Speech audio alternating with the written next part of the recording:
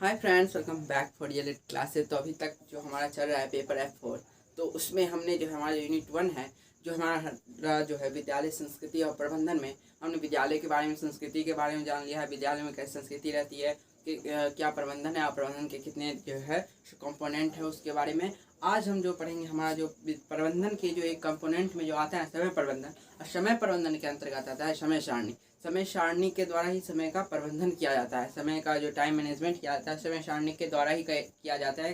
विद्यालयों में, ऑर्गेनाइजेशन में, कहीं भी जो हमारा जो कितना समय में क्या, कब विद्यालय खुलेगी, कब बंद होगी, और कम कितने पीरियड का एक मतलब कितने साल का एक सेशन होगा, कितने टाइम एक शिक्षक एक क्लास पे देंगे, एक में पढ़ाएंगे, और कौन सा शिक्षक कौन सा विषय पढ़ाएगा, किस टीचर को किस विषय में ज़्यादा पकड़ है, वो कितनी अच्छी तरीके से वो पढ़ा सकता है, ये सब हमारे समय सारणी के द्वारा ही तय होता है। और समय सारणी से हमारा समय प्रबंधन होता है। तो हम आज जो पहले पढ़ेंगे समय प्रबंधन के बारे में। तो समय प्रबंधन, विद्यालय में प्रबंधन की प्रक्रिया समय के सापेक्ष चलने वाली प्रक्रिया है। प्रबंधन कैसी प्रक्रिया है? समय के सापेक्ष, यानी जो समय के हिसाब, जो समय जिस चीज़ की मांग करी, अगर उस समय वो अगर समय को पूरा कर रहा है, वो काम उस चीज़ को पूरा कर रहा है, तो हमारा एक अच्छा प्रबंधन कहलाएगा। तो विद्यालय क्या प्रबंधन की विद्यालय में प्रबंधन की प्रक्रिया समय के सापेक्ष चलने वाली प्रक्रिया है। अब मान के चलिए कोई बच्चा सेशन 22 और 23 में है, अभी पढ़ रहा है, और उससे अगर समय पर कोई सिलेबस ही नहीं कंप्लीट होता है, तो उसका क्या होगा? अच्छी तरह से जो उसकी क्लास की जो शिक्षा उसे प्रदान की जानी चाहिए उससे नहीं होगी। उसमें क्या होगा? जो उसका जो समय प्रबंधन ठीक से नहीं हो पाएगा, उसमें अच्छी तरह से जो उनका जो पूरे सिलेबस को कवर अप वो नहीं कर पाएगा। तो अगर सिलेबस को कवर अप करना तो होता है, तो उसमें क्या समय सारणी की बहुत पूर्ण भूमिका होती है। समय सारणी में आप अभी से लेके साल तक का पूरा आप बना सकते हैं शेड्यूल, और उस हिसाब से बच्चों को पढ़ाएंगे, और उसमें सारा टाइम लिखा रहता है। और वो क्या होता है, जो बच्चों को आप पढ़ाएंगे तो वहाँ तक आपको पता रहेगा जो इस मंथ तक जो है ये सिलेबस कंप्लीट होता है। अगर मैं ऐसे ऐसे करके बच्चों को ये टॉपिक आज पढ़ा दूँ, ये 2 टॉपिक है जो मैं पढ़ा दूँ, उससे क्या होगा? अच्छी तरीके से बच्चे भी विकास होगा, और आप सब क्या आगे पढ़ेंगे, जो उसमें आप पूर्व निर्धारित पूर्व तैयारी करके भी आ सकते हैं। बच्चे भी आ सकते हैं, आप भी आ सकते हो। अगर जो बच्चे जो टॉपिक, जो विषय जो सर को दिया जाता है, वो सर उसे अच्छी तरीके से प्रकट करते हैं, और जो अगला और समय सारणी में लिखा होता है जो टॉपिक अगले पढ़ाना है, अगले सेशन में या अगला दिन, तो वो सब पहले से तैयार रहता है। तो हमारा सब विद्यालय प्रबंधन की प्रक्रिया समय के सापेक्ष चलने वाली प्रक्रिया है। विद्यालय में समय प्रबंधन की उचित समय सारणी बनाकर किया जाता है। देखिए, विद्यालय में समय प्रबंधन कैसे किया जाता है? उचित समय सारणी बनाकर। समय प्रबंधन और समय सारणी अलग है। समय प्रबंधन के अंतर्गत समय सारणी आता है। कोई अगर टाइम मैनेजमेंट करता है तो समय सारणी बनाकर, तो समय सारणी बनाकर किया जाता है, क्योंकि बिना समय प्रबंधन के विद्यालय के उद्देश्यों एवं लक्ष्यों को प्राप्त नहीं किया जा सकता। अगर जैसे कि मैंने अभी एग्जाम्पल बताया था, जो अगर बच्चा 22-23 सेशन में पढ़ रहा है, 1 में है, 2 में है, 3 में है, और अच्छे से उसका जो समय प्रबंधन निकाल के उसका अगर सिलेबस नहीं कवर अप किया जाता है, और कोई ऐसा, देखिए अभी कोरोना आया था पीरियड, बच्चों लोग ने पढ़ा, लेकिन उसका एक शेड्यूल अगर 1 साल का बना था, तो 1 साल का तो उसका नहीं चला, अच्छी तरीके से शेड्यूल नहीं चला। फिर शेड्यूल को बदल के जितना कम समय था, उस कम समय में उसका पूरा सिलेबस कवर अप किया गया। तो पहले क्या, उसका समय मैनेजमेंट, टाइम मैनेजमेंट किया गया, तभी ना उसको इस ढंग से पढ़ाया गया। अगर मैं यहाँ पे 1-2 घंटा क्लास लूँ, इसका मतलब सिलेबस जो है मेरा जो है सो अभी समय 3 घंटा, इसलिए मैं और ज़्यादा लंबा क्लास लूँगा, जो मतलब समय एक तरह से प्रबंध करूँगा, जो बच्चों का जो सिलेबस का जो कवर अप है ना, वो जल्दी कंप्लीट हो जाए, बच्चों का सिलेबस कंप्लीट हो जाए। तो ये सब समय प्रबंधन के ही जरिए होता है। अगर विद्यालय का प्रबंधन अगर उचित तरीके से चलाना है, सही ढंग से, समय प्रबंधन आवश्यक है। और क्योंकि बिना समय प्रबंधन से क्या हो सकता है, विद्यालय की जो प्रबंधन की जो उद्देश्य है और लक्ष्य जो है, विद्यालय को जो जिस सेशन में जिस चीज़ का जहाँ पे ख़त्म करना है, और बच्चों की किस चीज़ के लिए तैयार कर रहे हैं, उसमें और जो उनका उद्देश्य है बच्चों के प्रति, वो अच्छे से वो प्राप्त नहीं किया जा सकता है बिना समय प्रबंधन के। तो एक समय प्रबंधन स्कूल में, ऑर्गेनाइजेशन में, या हम सब के लिए भी एक टाइम मैनेजमेंट करना एक अच्छी बात होती है, जिससे हम अपनी जो हमारा जो लक्ष्य, जो एम है, उसकी प्राप्ति कर सकते हैं। तो हमने समय प्रबंधन के बारे में जान लिया। अब समय सारणी के बारे में जानते हैं। जैसे कि यहाँ पे हमारा समय सारणी शब्द आया ना, समय प्रबंधन क्या बनता है? समय सारणी बनाकर किया जाता है। और समय सारणी कैसे बनते हैं, इसके क्या उद्देश्य हैं, क्या आवश्यकता है, और इसकी क्या जो हमारा जो उपयोगिता है, उसके बारे में हम पढ़ेंगे। तो तो समय सारणी पहले हम जान लेते हैं क्या होता है। तो विद्यालय की समय सारणी विद्यालय का दर्पण होती है। विद्यालय की समय सारणी क्या होती है? विद्यालय के दर्पण होती है। यहाँ कहने का मतलब ये है जो जिसमें क्या है, पूरा जो शिक्षा का जो योजना हो उसमें वर्णन किया जाता है। आप समय सारणी देखकर विद्यालय की जो स्थिति है उससे आप जो है सो उससे अवगत हो सकते हैं। आप सिर्फ समय सारणी देख लीजिए, आप आधे विद्यालय को जान लेंगे, जो विद्यालय में कैसी पढ़ाई होती है और कब क्या होती है और कितने टाइम में होती है, कितनी अवधि में वो एक सब्जेक्ट का क्लास चलता है, उसमें कितने टाइम तक लंच चलता है, उसमें खेल होता है कि नहीं, उसमें कोई गीत नाच कभी दिया हुआ है कि नहीं। तो आप समय सारणी चलिए वो विद्यालय की जो आप कहा है ना यहाँ पे दर्पण है, जो आप उसके तरीका से उसका पूरा गतिविधि पता लगा सकते हो।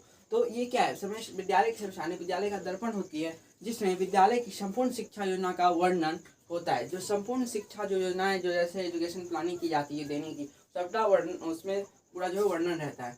समय सारणी में विभिन्न कक्षाओं में छात्रों एवं शिक्षकों के द्वारा किए जाने वाली शैक्षिक क्रियाएं का विवरण होता है। इसमें एक समय सारणी में क्या होता है, छात्रों द्वारा और एवं शिक्षकों दोनों के द्वारा जो की जाने वाली क्या होती है, शैक्षणिक क्रियाएं होती है, और क्रियाओं का क्या होता है, विवरण होता है। और इसमें प्रत्येक क्रिया एवं विषय के लिए समय तथा दिन निर्धारित किया जाता है। इसमें क्या है, प्रत्येक पहले तो ये दोनों जो छात्र शिक्षक दोनों की गतिविधियों को जो है सो इसमें विवरण रहता है, और फिर जो इसमें जो है हमारा जो दिन है ये, और इनका जो क्या किस समय में कितने कौन सा विषय पढ़ाना है, कब कौन सा विषय पढ़ाना है, कितना देर तक वो विषय पढ़ाना, ये सब भी दिन उसमें निर्धारित रहता है। तो प्रत्येक क्रियाओं में विषय के लिए समय तथा दिन निर्धारित किया जाता है समय सारणी में ही।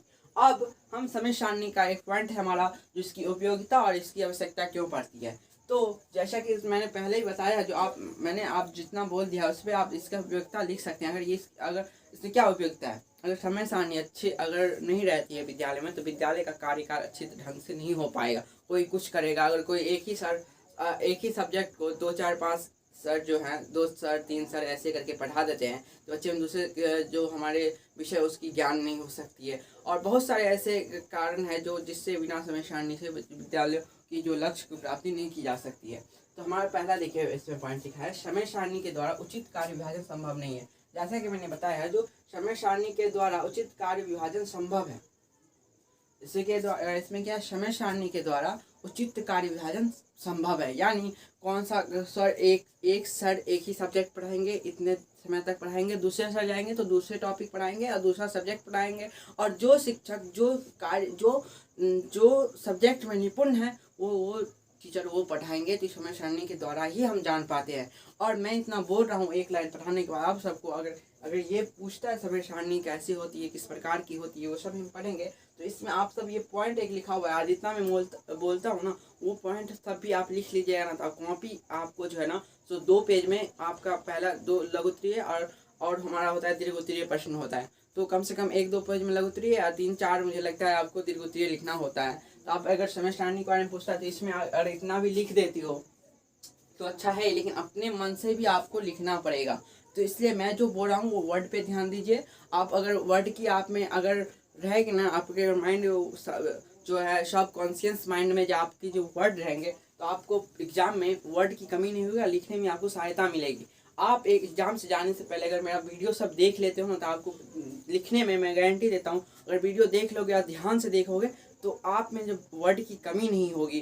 क्योंकि आप अगर मेरे पास ध्यान से सुन रहे हो तो मैं एक टॉपिक यहाँ पे लाइन पढ़ता हूँ और इसमें 2-4 लाइन में आपको समझाता हूँ, जिससे आपकी क्या होती है, आपका जो माइंड है वो ना खुलता है उसके प्रति जो है सो आप और उसमें रोशनी देते हो। देखिए शिक्षक का क्या काम होता है, लाइन ये मैंने पढ़ा दिया, अब इससे मैं तो प्रकाश डालूंगा ये क्यों होता है कैसे होता है, वो भी तो मैं बता रहा हूँ। तो आपको भी आगे चल क्या करना है, वही करना है, आपको बताना है। आप बच्चों को पढ़ाइए चाहे जिसको भी पढ़ाइए, आप क्या उसको और क्या करते हैं, एक्सप्लोर करते हैं, विवरण करते हैं उसको अच्छी तरीके से, उसको जो है तो कोई भी एक टॉपिक को आप अच्छे तरीके से, आप एग्जाम में भी वैसे ही समझ लीजिए, आपको भी जो उस टॉपिक को ऐसे ही करके आपको क्या लिखना है, आपका एक लाइन आप ये समझ रहे हो ना, तो एक लाइन में आप जो जो समझ रहे हो अच्छे इसके रिलेटिव, तो वो इसके जो संबंधित हो तो वो सब लिखना पड़ेगा आपको। जैसे कि मैंने बताया समय सारणी द्वारा उचित कार्य विभाजन संभव है। अब उचित कार्य विभाजन कैसे संभव है, आपको एग्जाम्पल भी दिया है, जैसे जो आपके कौन सा सर कौन सा टॉपिक पढ़ाते, कौन सा विषय पढ़ाते हैं, उस विषय में कब कौन सा टॉपिक पढ़ाएंगे, कितने देर तक पढ़ाएंगे, ये सब भी जो है सो उनके समय सारणी के द्वारा ही होता है, और इसका जो कार्य विभाजन अच्छी तरीके से होता है। उसके बाद हमारा है समय सारणी के द्वारा प्रत्येक कार्य एवं गतिविधि का समय निर्धारित होता है। समय सारणी के द्वारा क्या है, प्रत्येक कार्य एवं गतिविधियों का समय निर्धारित होता है, जिसमें बच्चे एवं शिक्षक दोनों ही इस बात के लिए मानसिक रूप से तैयार रहते हैं।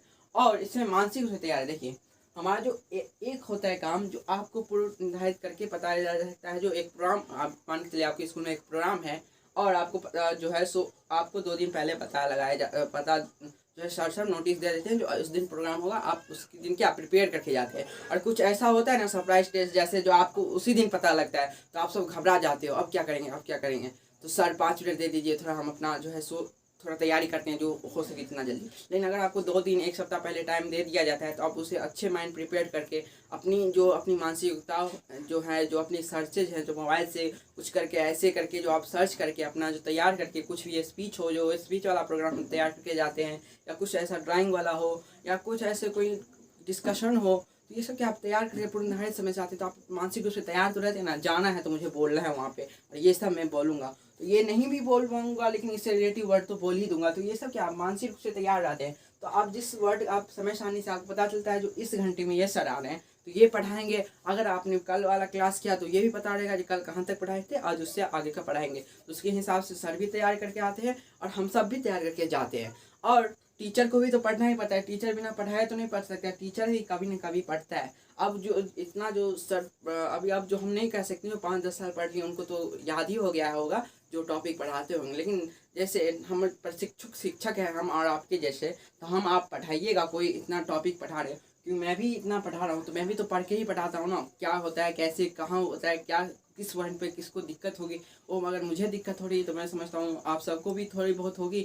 अगर वो आप हम लोग अभी जो लाइव नहीं ले रहे हैं तो अब जब लाइव लेंगे तब आप सब भी क्वेश्चन करिए तो मैं बताऊँगा। और अभी जो आप क्वेश्चन करना है तो आप कमेंट बॉक्स में डाल सकते हैं, मैं अगले वीडियो में उसको समझाने का प्रयास करूँगा।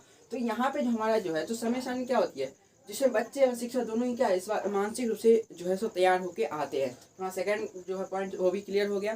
थर्ड पॉइंट है समय सारणी द्वारा शिक्षकों की योग्यता एवं छात्रों की आवश्यकता के अनुसार कार्य विभाजन होता है। और समय सारणी के द्वारा क्या होता है, शिक्षकों की जो योग्यता होती है उस छात्रों की जैसी आवश्यकता होती है उनके अनुसार समय सारणी की व्यवस्था होती है। तो देखिए अगर कोई शिक्षक ज़्यादा पढ़े लिखे हो, अगर वो मैथ से ज़्यादा ग्रेजुएशन करके गए हैं तो उनमें मैथ में ज़्यादा पकड़ होगी, अगर वो हिंदी में गए हैं तो हिंदी में ज़्यादा पकड़ होगी।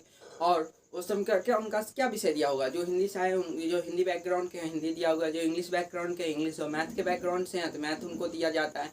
तो क्या आप सबको भी पढ़ाना होगा, आप सभी सब्जेक्ट चूज़ किए होंगे, मुझे साइंस पढ़ाना है, मुझे SST पढ़ाना है, मुझे मैथ पढ़ाना है, मुझे पर्यावरण पढ़ाना है, मुझे आपने एक माइंडसेट बना लिया होगा और उसके हिसाब से आप आगे स्कूल में पढ़ाएंगे। तो इससे क्या होता है जो शिक्षकों की योग्यता होती है और जो छात्रों की आवश्यकता होती है, मान के चलिए कोई संयोगवश वो सर नहीं आए, कोई सर अब्सेंट है और या वो सर उस पद खाली है, तो जो सर का छात्रों की तरफ आवश्यकता है पढ़ने का, जो टॉपिक पढ़ेगा नहीं तो उसका क्या उस विषय में उसकी कोई जानकारी नहीं प्राप्त होगी। लेकिन अगर जो सर पढ़ाना चाह रहे हैं और उनकी छात्रों की आवश्यकता है तो उस सर पढ़ाते हैं उनको। जैसे 1 to 5 वाले हम सब क्या बन रहे हो, ऑल सब्जेक्ट के टीचर बन रहे हैं। लेकिन ऐसा तो नहीं होगा आप पूरे स्कूल में अकेला टीचर रहिएगा, सब टीचर तो बहुत सारे रहेंगे। लेकिन आप कुछ ऐसा भी होगा जो कहीं स्कूल में कम टीचर रहेंगे जो आपको ही पढ़ाना पड़ेगा 1-2 टॉपिक। तो छात्रों की आवश्यकता हुई ना, वहाँ पे छात्रों की आवश्यकता है, उसे पढ़ाने की उसका आवश्यकता है, तो आप उसकी आवश्यकता क्या करेंगे, पूर्ति करेंगे। तो उसके अनुसार आपका समय सारणी बनाया जाएगा। तो ये क्या है, समय सारणी शिक्षकों की योग्यता छात्रों की आवश्यकता के अनुसार कार्य विभाजन किया जाता है। उसके बाद हमारा ये पॉइंट है, विद्यालय के लक्ष्यों एवं उद्देश्यों को एक अच्छी समय सारणी के द्वारा ही प्राप्त किया जा सकता है। और विद्यालय के लक्ष्यों को, आवश्यकताओं को, उद्देश्यों को क्या एक अच्छी समय सारणी के द्वारा ही जो है हमारे प्राप्त किया जा सकता है। तो इसके बाद हमारा पॉइंट है, विद्यालयों की समय सारणी देखकर ही पूरे विद्यालयों के वातावरण का पता लगाया जा सकता है। और विद्यालय की जो समय सारणी देखकर ही क्या होता है, पूरे विद्यालय के वातावरण का पता लगाया जा सकता है।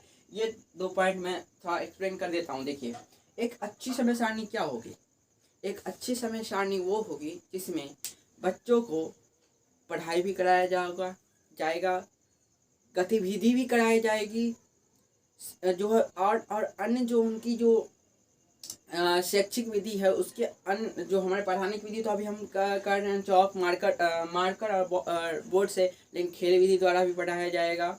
उसका एक्सरसाइज भी PT भी होगा, प्रार्थना होगा सही समय पे, बच्चों में जिस अनुशासन का जो हो उसमें अच्छी तरीके से जो है उनमें विकास कराए, अनुशासन का उसका जो उसका ज्ञान जो है अनुशासन स्थापित करे बच्चों में, बच्चों के अंदर अनुशासन लाए। तो इस प्रकार समय सारणी जो बनती है जिसमें सारी गतिविधियों को एकत्रित किया जाता है, पढ़ने के अलावा खेल के कूद को गतिविधि को, खेल कूद गतिविधि और हमारे बहुत सारे ऐसे क्राफ्ट विधि हैं जो बच्चों के समय समय पर और अच्छे समय पर। अब ये नहीं जो आप तुरंत लंच हुआ तुरंत लोग खेलने चले गए, तो ऐसा तो नहीं तुरंत बच्चा खाएगा तुरंत खेलने चलेगा तो कोई बच्चा उल्टी ही कर देगा। तो ऐसे ऐसे बहुत सारे समय सारणी अच्छी तरीके से निर्धारित करके, तो समय सारणी में भी बनाने में बहुत मेहनत लगती है। अगर कोई और बनाते हैं ना टीचर, तो उन्हें बहुत सोच समझ के बनाना पड़ता है। तो उसका कब समय, अब ऐसा तो नहीं होगा लंच हुआ तुरंत आप गेम खिला दीजिए, तो लंच के बाद तुरंत बच्चा खा रहा है तुरंत गेम खेलेगा, दौड़ेगा कूदेगा, तो क्या होगा उसको, उसका फिर पेट दुखने लगेगा। तो ये सब जो होती है ये सब ध्यान रखना पड़ता है। और उसके जरिए जो हमारा जो अच्छे समय सारणी बनाता है, अच्छे समय पर जो समय जिस चीज़ के लिए हो वो समय उस चीज़ को देता है स्कूल में। तो ये सब अच्छे समय सारणी क्या है, एक जो है कंपोनेंट है, अंग है। यही सब विद्यालय के लक्ष्य उद्देश्य को समय सारणी द्वारा ही प्राप्त किया जा सकता है। और विद्यालय समय सारणी देखकर पूरे विद्यालय का वातावरण पता लगा सकता है, जैसे कि इसमें भी लिखा हुआ था, इस ऊपर वाले में भी। तो क्या समय सारणी का विद्यालय की समय सारणी देख के ही विद्यालय के पूरे वातावरण को पता लगाया जा सकता है। जो विद्यालय में कैसी पढ़ाई होती है, कब क्या होता है, इसमें खेल होता है कि नहीं, इसमें ये गतिविधि होती है कि नहीं, इसमें म्यूजिक कराया जाता है कि नहीं, इसमें जो कल्चरल प्रोग्राम होता है कि नहीं, साल का भी कैलेंडर आता है जो सर सब के लिए भी होता है, जिसमें कब कल्चरल प्रोग्राम क्या होता है, कब क्या कराना चाहिए, उस सब के बारे में होता है। तो ये सब आप समय सारणी द्वारा पता लगा सकता है। उसका विद्यालय का वातावरण कैसा है समय सारणी के द्वारा ही पता लगा सकता है। उसके हमारा है सेकेंड लास्ट पॉइंट है, शिक्षकों एवं छात्रों को विषय की पूर्व तैयारी का समय मिलता है, जिससे उनकी कार्य कुशलता में वृद्धि होती है। और इसमें भी लिखा हुआ बच्चे क्या होते हैं, मनुष्य जो है मन से तैयार होते हैं, यानी अपनी मेंटलिटी जो है ना उस पर फोकस करके पूर्व निर्धारित समय से क्या होती है तैयार करके अपना लाते हैं। तो उसमें भी है जो समय मिलता है उनको क्या होते हैं पूर्व समय। अगर मुझे पता है जो मुझे कल क्या पढ़ना है, कल सर ये पढ़ाएंगे और इस टॉपिक के बारे में पढ़ेंगे, तो मैं आज से वो टॉपिक थोड़ा एक बार पढ़ लेता हूँ और फिर वहाँ पे मेरा जो है सर जो पढ़ाएंगे तो रिकॉर्ड रिविजन हो जाएगा। और फिर जो पढ़ाएंगे ना सर कभी रिवीजन में तो और अच्छी तरह से याद ही हो जाएगा। तो अगर ऐसे मेंटलिटी लेके मैं पढ़ता हूँ तो मुझे क्या होगी, अच्छे तरीके से जो मैं पढ़ रहा हूँ ना तो ज़्यादा पढ़ाई बोझ नहीं लगेगी।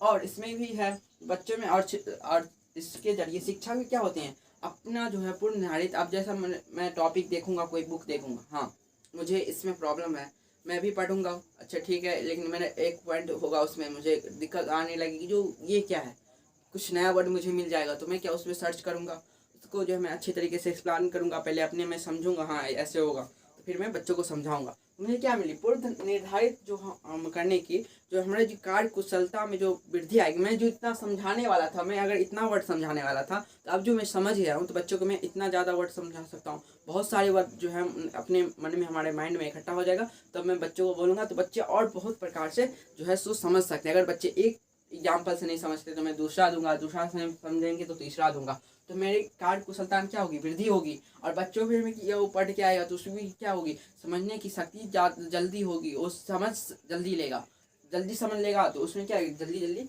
पढ़ाई भी होगी। उसके बाद हाँ लास्ट पॉइंट है समय सारणी विद्यालय प्रशासन में सहायक होती है। और समय सारणी क्या होती है, विद्यालय की जो प्रशासन है, विद्यालय चलाने के जो प्रबंधन है उसमें क्या करती है, सहायता करती है। अब हमारा जो एक पॉइंट बच गया है समय सारणी पर वो हम कल पढ़ेंगे, और हमारा जो नेक्स्ट टॉपिक है वो भी कल ही होगा। तो अगर वीडियो आपको अच्छा लगा हो तो लाइक करिएगा, एक कमेंट जरूर करिएगा और वीडियो को ना शेयर करिएगा। Bye, stay tuned.